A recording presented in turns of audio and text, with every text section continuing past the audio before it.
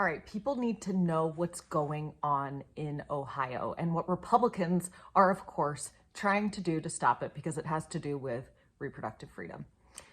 You all may or may not know that Ohio is the only state in the country in 2023 where voters will vote on reproductive rights, protecting access to abortion, protecting the right to contraception, IVF, miscarriage management.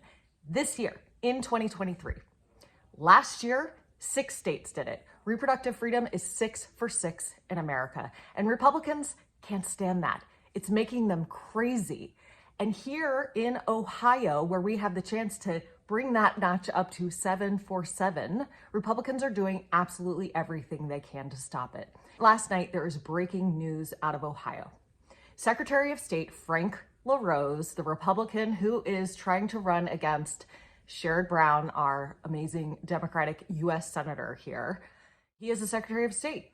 And unfortunately, he has the power to take a ballot amendment where there is language written that thousands and thousands, 710,000 voters, in fact, signed on to get onto the ballot to protect reproductive freedom.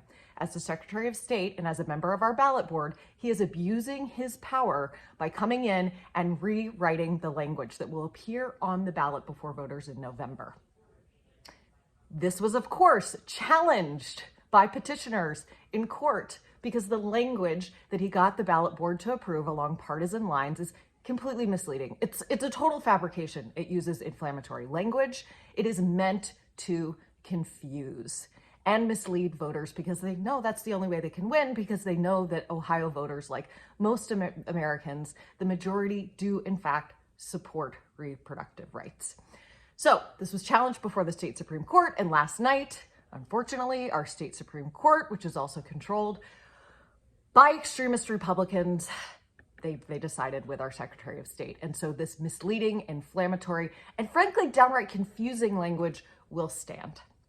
This is not the first time that Republicans have used the levers of power that they have in our state to try to stop this reproductive freedom amendment.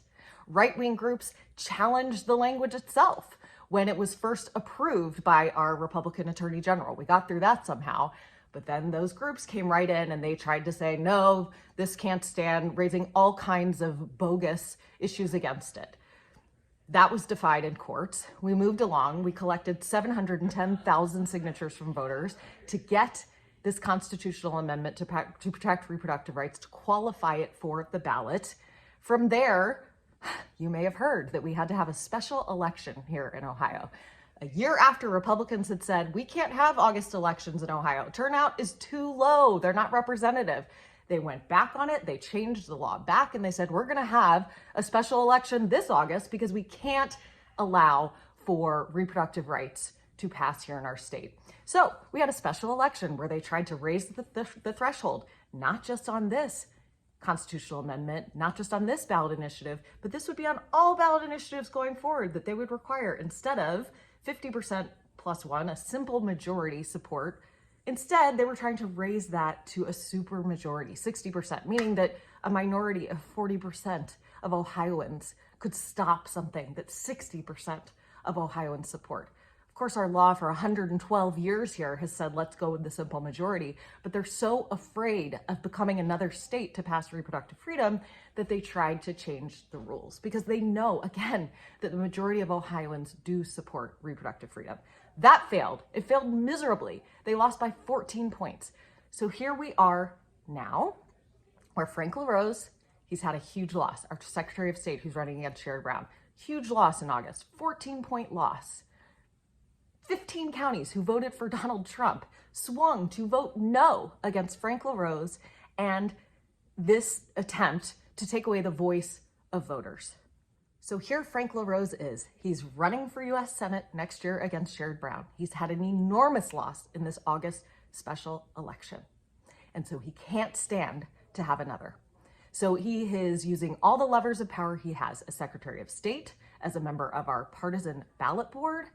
And now, when citizens of Ohio have gone to our Supreme Court and said this is a completely misleading reading of what this ballot amendment would actually do, please just put the actual language of the constitutional amendment on the ballot so that voters can decide. The Supreme Court has said, no, we are going to go with our partisan bias and let Frank LaRose and his political attempt to confuse voters stand. Mind you, his version of the amendment is longer than the actual amendment. So the court has sided with Frank LaRose and said, nope, voters don't get to see what they're actually voting on. We're going to use his version. So this is where we stand in Ohio today. It is so important for every Ohio voter to know that no matter what misleading, confusing, propagandistic language appears on the ballot, they cannot change the constitutional amendment. We have to vote yes on November 7th, and early voting starts in October. We have to vote yes, because no matter what language and all the tactics that they're going to pull out to try to confuse and mislead voters, we know that we are voting to protect reproductive freedom. So we need help. We need help if you are in Ohio or you are outside Ohio and you know anyone in Ohio or you have time to help. We need all hands on deck here in Ohio. I lead a group called Red, Wine, and Blue, which is a women's group that I started in Ohio a few years ago. We now have nearly 500,000 members across the country, tens of thousands in Ohio, but we need even more voices. We need your help. We need you to sign up in the comments. Please click through to the form and raise your hand and say that you can help us get the word out about what this constitutional amendment actually says, to make sure that voters know what it actually says, and that they know that no matter what misleading language they put on the ballot, that is the constitutional amendment, that is the language that will actually be added to our state constitution, and that they know to vote yes.